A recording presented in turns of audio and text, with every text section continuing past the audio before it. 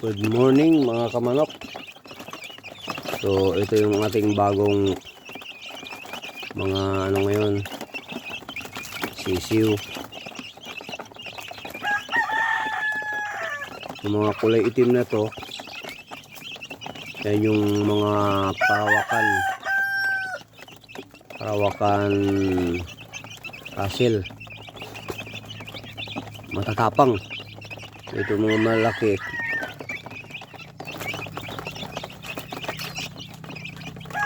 yan ano to, mga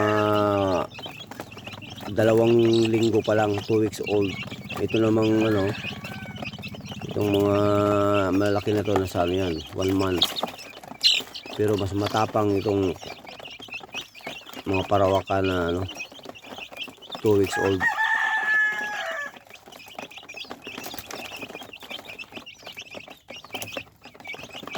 Yan sila.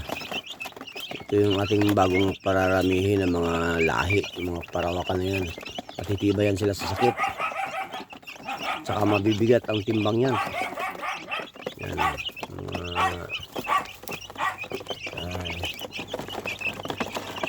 ang hug yung mga katawan.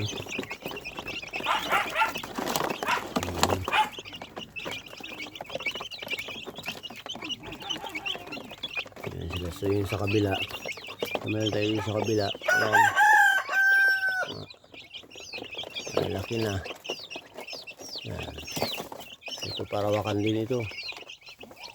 Yan, parawakan din ito. Okay. Ano yung iba? Yan.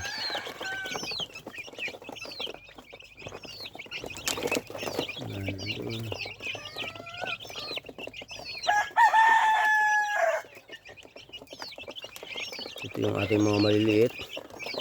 Nandun yung mga nanay, oh. Yan yung mga inahin yung ating breeding ano dito. Ayan yung mga parawakan yan, oh. Yan, malalaking ano yan. Mabibigat ang timbang. Bawat isang inahin tag 2 kilo.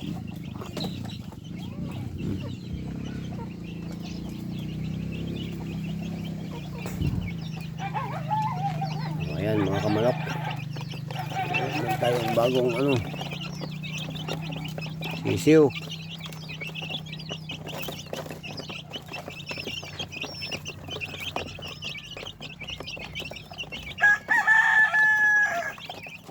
Ito lang muna yung pagkain nila, GMP ito, sisiw. Pag bagong pisa pa lang, pinapakain ko sila ng bibistag para mas malusog, mas malakas. Iba yung resistensya. Ngayon ito, GMP ito na.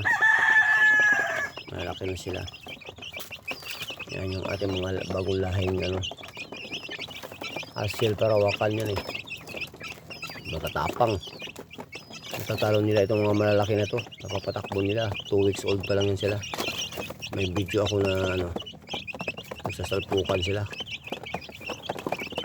May isang matapang dito, eh, yung lalaki. Talagang inaapi niya lahat itong mga malalaki na to. Ayan, dito umiinom yung dalawa. Yung kanilang painuman.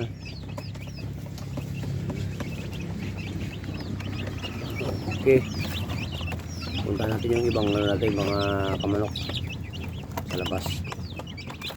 So ito yung ibang ano natin, mga manok, yung mga malalaki na. Ayan.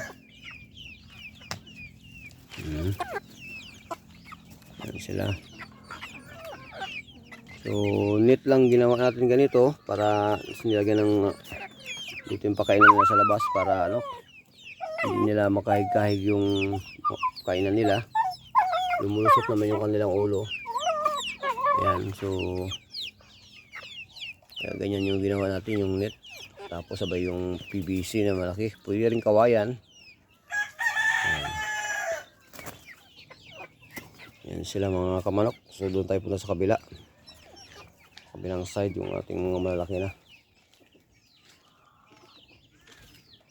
Ayan, so ito yung mga ibang maliliit. Yan.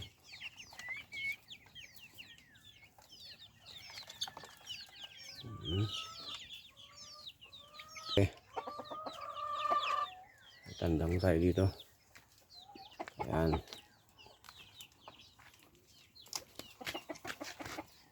Ayan. So ito mga to, malapit na ito mai-release. Mga pambintak. So, may mga ito, mga Rhode Island to eh. Rhode Island. Yung iba dyan, Parawakan. Yan, Parawakan.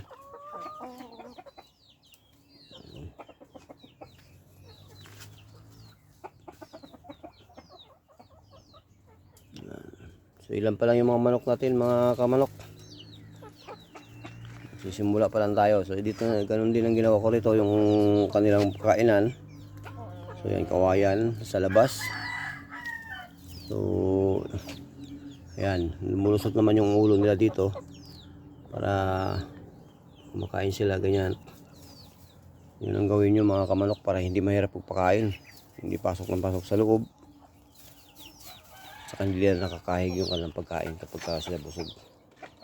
Ayan, okay. Thank you for watching mga kamanok. Sa sunod na natin, sa mga hindi pa nakasubscribe, mag-subscribe na kayo. Para ma-update kayo palagi sa ating mga kung lumago ba yung ating pagmamanukan. Okay, thank you. Konting idea lang sa mga lagyan ng pagpakain, lagyan ng pagkain ng manok. Ayan. Mag-net lang kayo. Yung atip niya, net din. Pag ganun. So, kailangan lang mayroong puno na malilim. Para yung mga manok hindi naman mainitan. Ayan. So,